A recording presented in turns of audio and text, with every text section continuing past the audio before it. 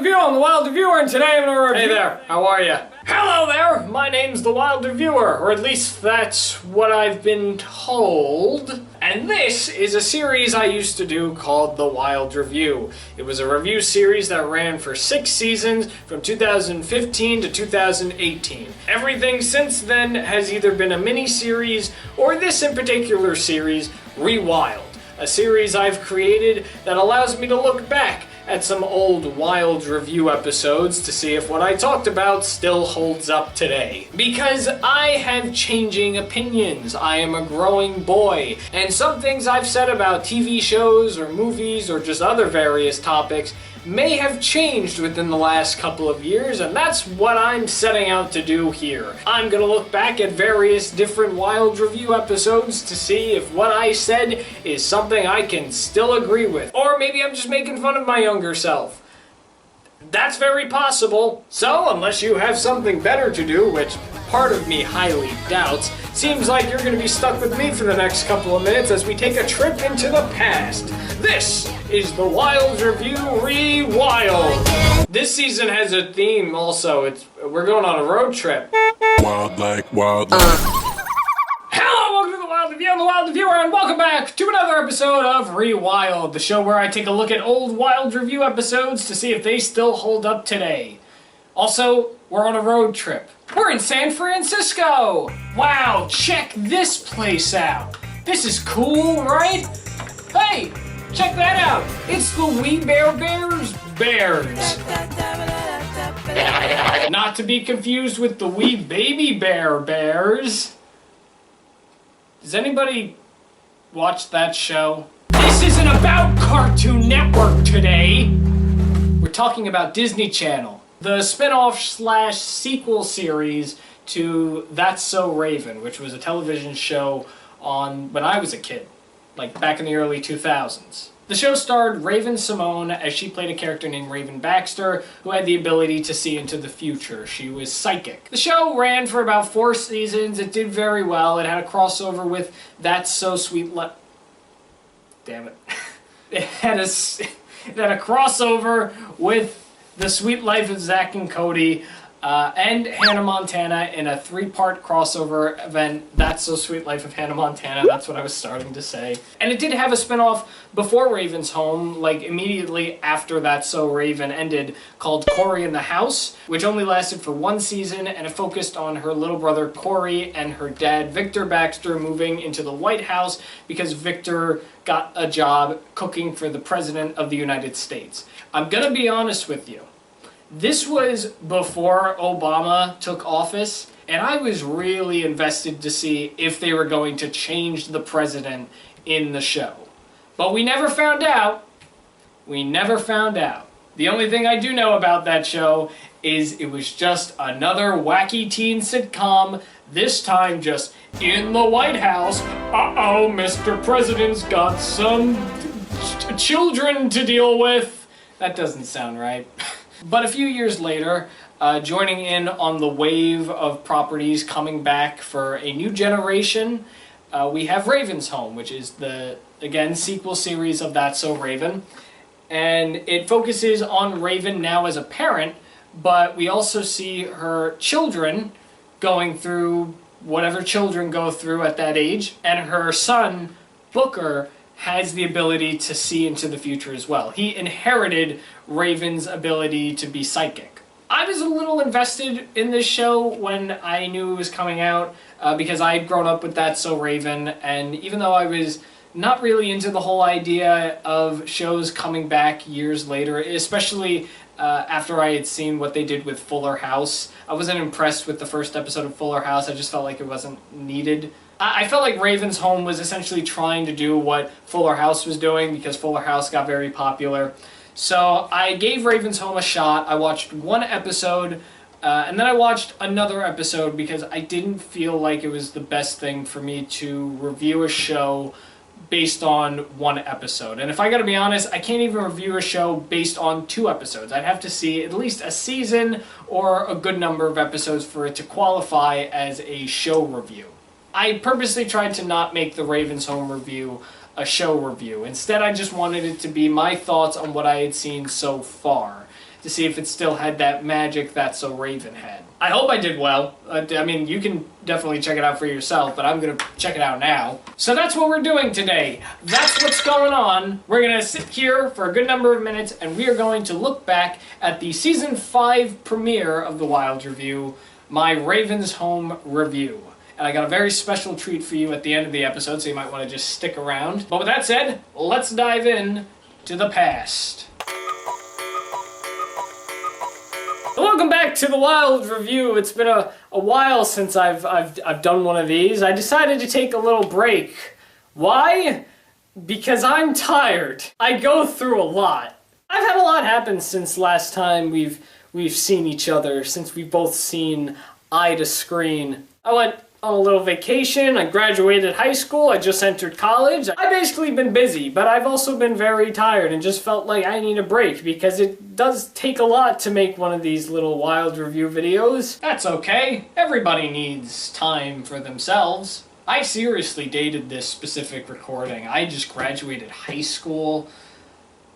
Oh man, that was a long time ago for me. I mean, not too long, it wasn't like 10 years ago, but it feels like a while. Also, let's stop for a minute, because I just noticed something a little interesting. This episode of The Wild Review was published on October 11th, 2017. And if I have this right, assuming that I stick to the schedule that I've made for myself, I am planning on releasing this episode on October 10th of this year. I thought that was interesting. If you're returning to the channel and you see this video in your feed because you're subscribed to me, welcome back. This is going to be an interesting new season, isn't it? We're all in for something now.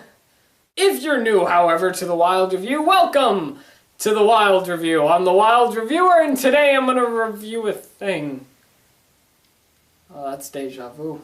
If you're new here, you're probably not going to understand what any of this is, and honestly, I never really made an introduction video to myself. I know most people on YouTube usually have a channel trailer. Well, I don't. The Wild Review is a little show where I review things that catch my interest, and if you go through my feed of videos, you'll notice that I talk about a specific genre of television, mostly children's television. This is a little interesting. This is the first time I've really introduced The Wild Review. And at this point, I had kinda knew I was gonna do at least one more season, and then I didn't know if I was gonna do any more after that. I didn't even know I would do the Christmas miniseries. But just really weird listening to me talk about The Wild Review and like introduce it to new viewers. Also, oddly enough, this is the first time I'm really hearing myself talk about watching children's entertainment, which is something that I still do now. I mean, I watch a mix of children's entertainment along with adult content on television, like sitcoms and a lot of food shows. But I still tune into the SpongeBob's and the Cartoon Network. I'm a cartoon guy. I like children's television. It's just very calming to me. I don't watch like the preschool stuff though. Don't get that impression. That's my life. You have your life. That's the end of the sentence. I only talk about a few certain platforms, mostly Cartoon Network and Nickelodeon, because those are the ones that attract my interest. There's a certain network you may notice if you go through my video feed that I rarely touch upon. No, not that network. That doesn't exist anymore. The Hub! I feel like it's been years since anybody has really mentioned The Hub. I actually did a little research on The Hub. They've turned into Discovery Family, so I guess they're not completely dead, but they have a name change. The only show I watched on The Hub was Dan Versus. Now the Disney Channel comment. I'm talking about the Disney Channel! If you've been with me for a while, you may know I've touched upon Gravity Falls, Phineas and Ferb, and Lab Rats multiple times. Though the differences between those shows and the other shows on Disney Channel, those shows are on Disney XD, which is a completely different platform than the Disney Channel. Yeah, it's got the same title, it's owned by Disney. How can it be different if it's owned by Disney? I want you to compare the shows that you see on Disney Channel and the shows on Disney XD. Disney XD has more of action-packed shows. It's got more cartoons than the actual Disney Channel itself. Disney Channel has more of sitcoms and shows that are meant to be a little serious and family shows. They rarely have any more cartoons. In fact, Phineas and Ferb and Gravity Falls both transitioned from Disney Channel and moved to Disney XD. There was no explanation, it just moved. Just move! To me, Disney Channel has always been aimed at girls, especially when I was getting older. I think Alex vs. Alex was the last full thing I saw on the Disney Channel. And around the time where I was getting into the middle of my teenage years, I just noticed that a bunch of sitcoms were mainly focused on female protagonists and they were being aimed at a female demographic. Which is fine. That's 100% allowed in television. You can have shows aimed at girls. But at that point, I had always seen Disney Channel be a network for a teen girl demographic, to where Disney XD was aimed for more of the boys. Not necessarily teenage boys, but their content was just a little more fitting for boys. Like they had Phineas and Ferb, which they had moved to Disney XD, and Gravity Falls was going strong on there. And there were Star Wars shows. We still had Lab Rats. I think Kickin' It was still going on at that time. So we had like sitcoms that were basically for everybody, but also targeted towards boys, to where Disney Channel had a bit more of girl-centric kind of shows. Also, like I kind of established here, Disney Channel shows started to have this more like family element to it, to where Disney XD was more like action-packed. And I gotta be honest, I think Disney XD kind of surpasses Disney Channel at this point because they've had a lot of hits, especially just coming off from the Owl House and Amphibia and Big City Green. The Ghost and Molly McGee, I think, is that doing well? I have not seen that show, but I've seen promos of it. It looks interesting. I don't know if I would watch it, but it seems interesting. Zeke and Luther was another show. I watched that. Aaron Stone, that was a movie on Disney XD. I remember that was advertised as the first original Disney XD movie. I also think it was the only original Disney XD movie.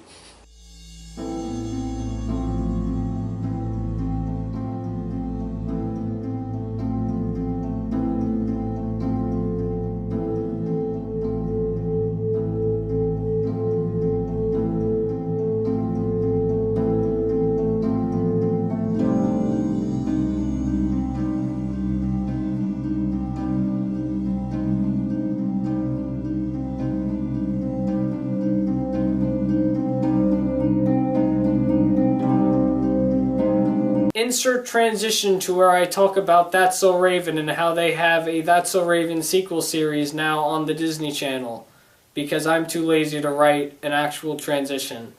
This is Raven's home! Yeah, fair warning, if you're new to the channel, you should probably get used to me starting up the video with some stupid monologue, and then I transition into the actual thing I'm reviewing. It's just, I don't know, I think it's interesting. Nobody else does, probably. I find it interesting past me. I find it interesting. But yeah, sure, let's just grab something that's in the Disney vault and bring it back and do our own version of Fuller House. I'm not kidding you, that's exactly how this feels. For those who have no idea what I'm talking about, That's So Raven was a show that focused on a girl named Raven, played by Raven Simone. She wasn't your ordinary teenage girl. Because the music a little too loud here. This is when I started getting better at editing, right? Like I was doing well in 2017 with my editing. How come the music is so loud? You know what? Actually, scratch that statement. Didn't we just look at the wacky adventures of Ronald McDonald last week and I caught a weird editing glitch? I put my voice over my voice. I felt like I was shouting over the music. And the music was put in after I had recorded the voice. A few months ago, the first episode of the show premiered, and I got to watch it, and oh boy, if I can't say enough that this is like Fuller House, it's just... Like, I literally mean it's like Fuller House. I'd love to stand here for the next couple of minutes and just, like, rant about it and, like, not destroy it, but just rip on it. But I'm not going to, because First off, it's got pretty good ratings, and people obviously like it, and I don't really want to have those people attack me in any way. But also, it's not the worst thing ever, but it's also not great. It's average. Again, I saw the pilot, and originally this was just going to be a pilot review. I was just going to review how I thought the show would be regarding the pilot. However, more episodes ended up airing after I saw the pilot, and I wasn't going to make this until October, which is today. And I didn't think it'd be fair for me to just judge the show off the pilot if there were more episodes out. So I did watch another episode. I watched episode 3, as a matter of fact, and I thought it would get better, and it's alright. Smart boy. Smart. If you're doing a show review, you need to watch at least a good couple of episodes in order to give a show review. And that's not what this is, although I guess the title would make you think it is that. I've learned what it means to do reviews. Raven's Home focuses on Raven and Chelsea, who have moved in together. They're both divorced mothers and have kids of their own. Raven still has her psychic powers, and so does her son, who genetically got them from her. Now he has psychic vision as well, and they go on the same adventures that the original cast would sometimes. Yay! It's the same thing, just with children. This is a typical problem, maybe not a problem, but just something that I've noticed with these reboots, which I'm sure I'm speaking the obvious here, but whenever a show comes back and is rebooted and they bring the same cast back together, or maybe just a few people from the original cast, and they also introduce new characters, especially if those once main characters now have children, it will always be for a new generation.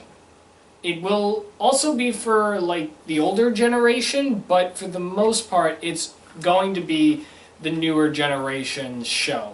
I kid you not, I've heard so many times whenever people are interviewed about reboots that it's going to be this show for a brand new generation. We're going to introduce a new generation to the world of this. So for those who like That's So Raven, Raven's Home is That's So Raven for the new generation, with a very small aspect of it being for the original fans. They always try to throw in something for the original fans who are now adults. And in this case, aging up the characters, which is something that I always found was interesting, and why I think the iCarly reboot works is because they did age up the characters, make them a little mature, but even that I feel like is just, it's just serving to the older generation also while trying to retell a story for a new generation. It's about balancing. It's balancing the new and the old.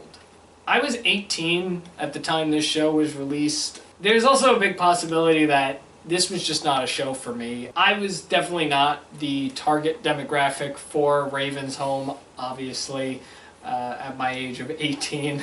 So that's probably also another reason why I really couldn't get behind it as much. I keep saying that Raven's Home is like the Disney version of Fuller House, and that's because it kind of is when you look at it. When you have a show that's returned, and it used to be on in the early 2000s or the 90s, if they bring the show back, they're of course going to introduce new characters, and like what they did with Fuller House, they made Raven and Chelsea have kids, and one of Raven's kids has her psychic vision now, which is the plot of the first episode. It focuses on him discovering he's got psychic vision. Don't know why he's getting it at that age, but I guess there's a time limit for when you can have it. When I was watching the show, I didn't feel like it was about Raven. I felt like it was about her kids, honestly. And Raven was a big part of the show, but I felt that she was more of the subplots. Everything that regarded her and Chelsea, I feel are the subplots of this show now, and the real plots focus on the kids. Because what kids want to watch a children's show that focuses on a mother with children? They want to focus on the kids. They want to relate to the kids' situation. They're not going to relate to anything that the parents go through, and that's why I feel like Raven and Chelsea aren't as much as main characters, but are more of sub-characters. Especially when it comes to a children's show that is a reboot of a previous children's show, and this goes not just for That's So Raven, but also like Fuller House, and maybe also something as childish like Blue's Clues, because now we have Blue's Clues and You. It's always the same thing. The kid characters tend to relate more to the kids watching the show, to where the adult characters always relate to those that grew up watching the show. So, alright, we'll use Raven's Home as the example since we're talking about this. Only the ones that grew up with That's So Raven will really relate and want to watch the scenes that Raven and Chelsea are in, because they grew up with those characters. So, of course, they're probably going to connect a little more, especially because at that point, the viewers are supposed to be an adult as well. So they're supposed to connect with the adult characters that were once children when they were kids. They're not really supposed to connect with the kids because the kids are trying to tell a story for the kid viewers. That's just something I've always noticed about these kind of shows. The same thing goes with Full House. Again, even though I've only seen the one episode of Full House, I definitely saw where it was going, and I've seen clips here and there in regards to Full House, and I can definitely tell that the adult subplots are for those that grew up with the show, while the kids subplots are for the kids watching. That's just how it is. That's how these reboots have been, and it's getting pretty played out, in my opinion. The other thing that was funny was there's a scene where all the kids are together, and something about the character Tess, who I really don't like much, she's one of those characters that is the neighbor kid, and she just is never home. So when Raven's kids are having a conversation, obviously a little argument breaks out between them, and Lev and Tess are just right there. Tess asks a question, I forgot what the question is, but then Lev follows up with the question, how come you're never in your own house? And that honestly made me just tear up, because it is funny. She's portrayed as one of those characters that is never home. She's never at her own house. She's always in somebody else's house. That's a character trait that has been in so many other shows. It's been addressed in iCarly once, but this is the only other time that I've ever seen this be addressed, and I don't know, I just found that very funny. I always loved characters that point out other character traits. Like this, how come you're never in your own house? I definitely remember that it was mentioned in iCarly at one point, but the one that comes to mind whenever I think about this is a scene in Arthur that I came across just only a few years ago, and I don't know how I didn't remember this one, but when I recently saw it, it was funny. It was DW making a comment to one of Arthur's friends, and she's like, I have an idea. Why don't you go back to your own home and stop bothering us? I like that. That's funny. So there were a few different story plots going on. The main one was that Chelsea and her son, you know, they're not supposed to be living in Raven's apartment.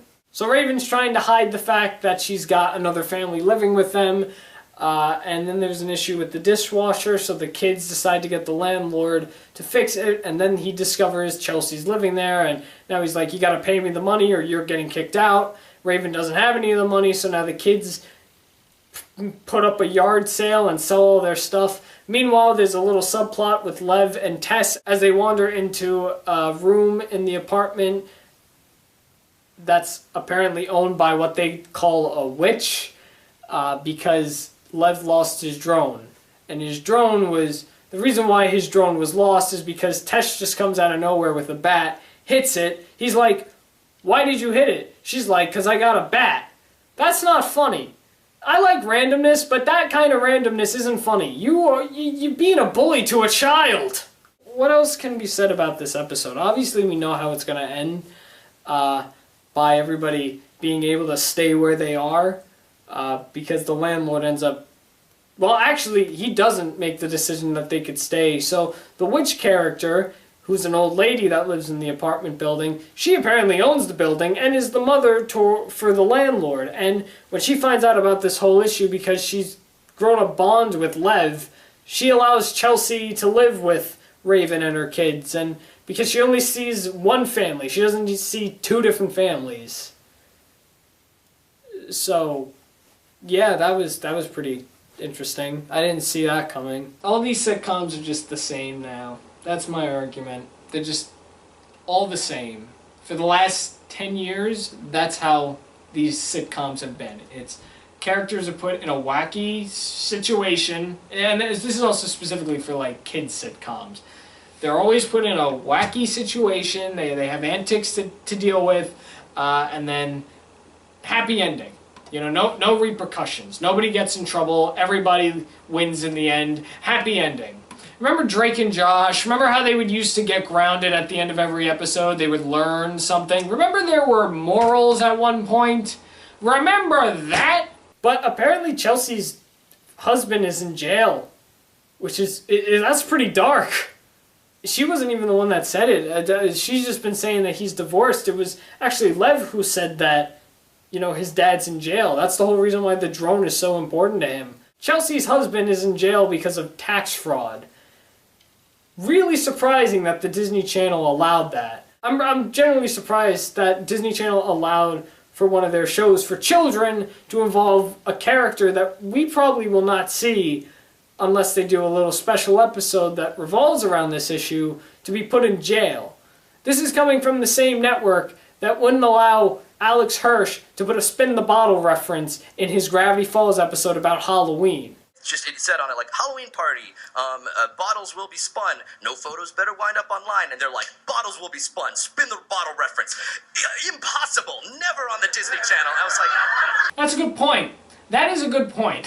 Especially thinking about Disney now with the choices that they've made, not just in their shows, but also their movies. But that could be a discussion for another day. The company as a whole just make weird decisions in terms of what they think would be suitable to be in a children's show. How come there was no spin the bottle reference in Gravity Falls, but they allowed for one of their characters off screen to be in jail? And it doesn't even sound like it was the playful jail, because we really don't have context. I mean, maybe they went into context later on in the show.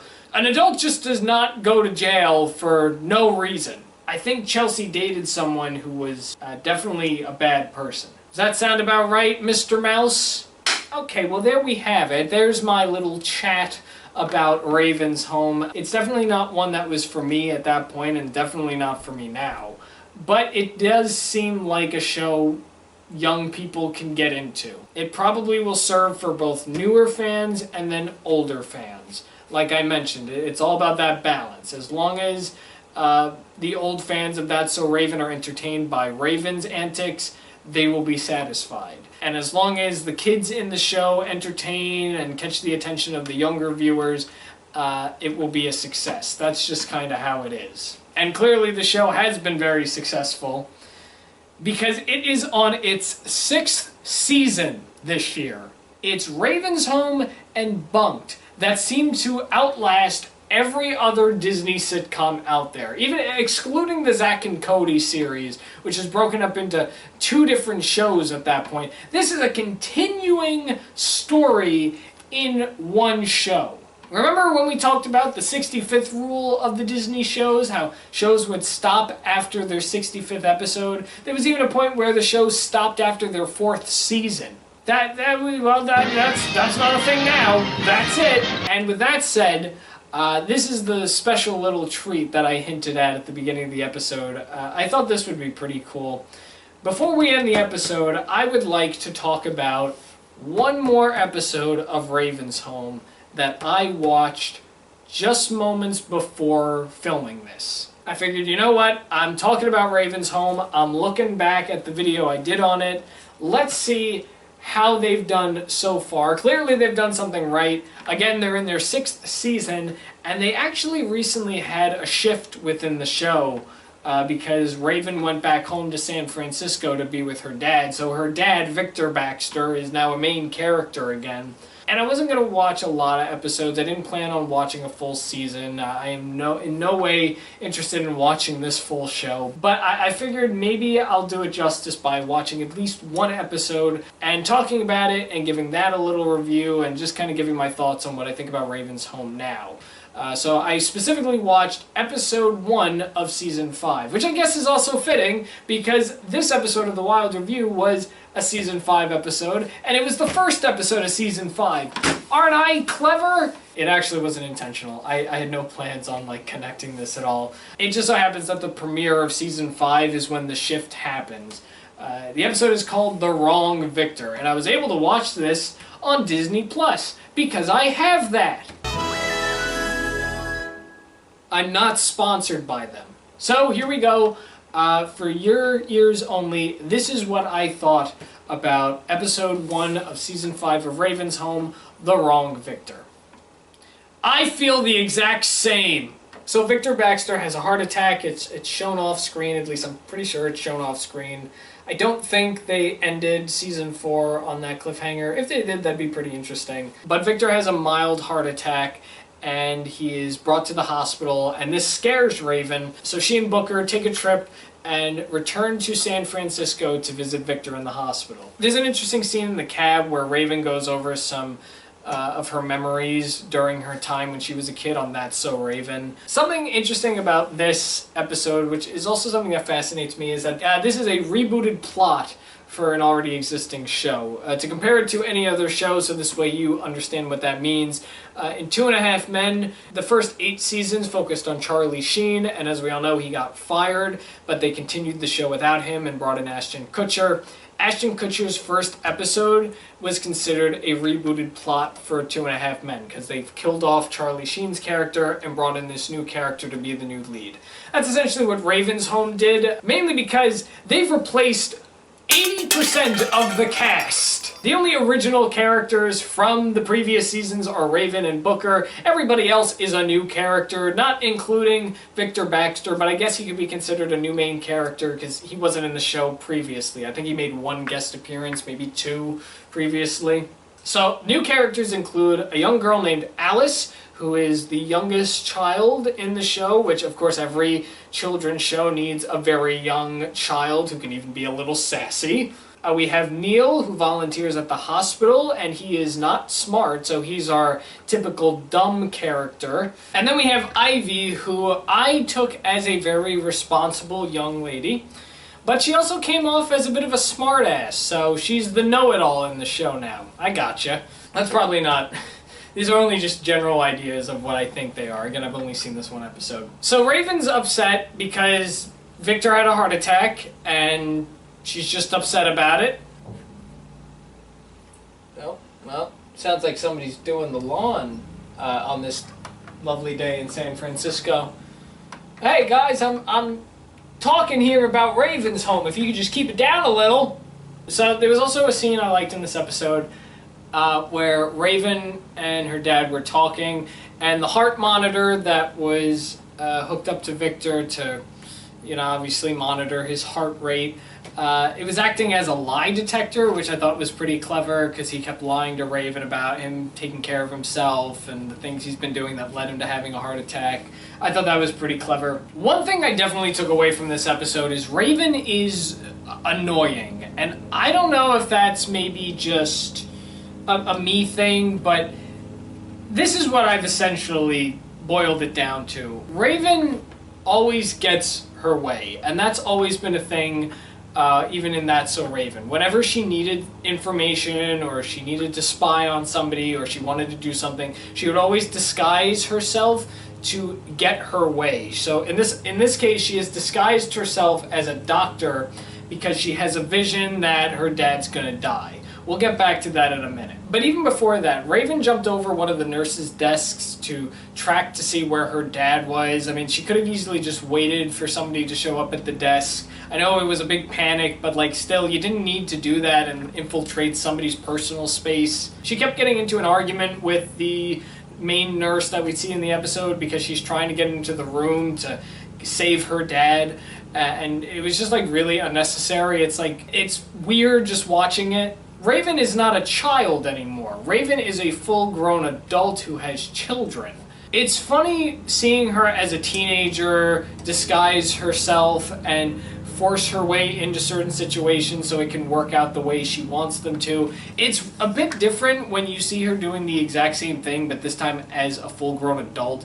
It just seems really annoying. They've also confirmed that the events of Cory in the House are canon within this storyline, so that was pretty cool. So Raven has a vision that her dad is going to die. She sees one of the doctors say, "I can't believe we lost him." And this is where I question if Raven actually ever learns. Obviously, the vision is out of context. the doctor was talking about somebody else, not her dad. How many times have we seen this where she's had a vision and it didn't exactly come out the way she thought it was going to be? And now because of this, she ended up causing a whole scene in the hospital, tried breaking her dad out of the hospital that's just trying to help, and she ends up getting chased out by security. Does she ever learn? No, because she's That's So Raven. Also, they do name drop that show, which was kind of funny. So to my surprise, they actually end up leaving Raven and Booker. Booker also had like a side plot. I don't really want to go into that because it was kind of boring. I didn't laugh once throughout this entire episode. Raven and Booker leave back to go back to where they came from. I think it was Chicago they were staying in. But Raven forgot her purse, goes back to her house to find that Victor has broken her promise that he will take better care of himself. He is eating wings and being lazy, and now Raven's like, that's it! We are staying here, and I'm watching over you! And that's how this new series of Raven's Home starts. I guess from that point on, she's now living back at her old house, and new shenanigans are going to take place in a brand new setting with a new cast and an old dad and Raven Simone. Hooray! So that was Raven's Home. That was the episode of Raven's Home that I watched, a brand new one. And I don't think I'll ever watch Raven's Home again. In no way is it terrible, like it's not an unbearable series, but it's just not one for me. Especially since I'm much older than I was when I originally talked about Raven's Home. If you like Raven Simone, and you like watching her be a goofy, immature mom, or you think that it's a humble Disney show, or maybe if you're a fan of the original That's So Raven and you're just committed to seeing Raven's story through, then this is the show for you. It's not for everybody. It's not for me.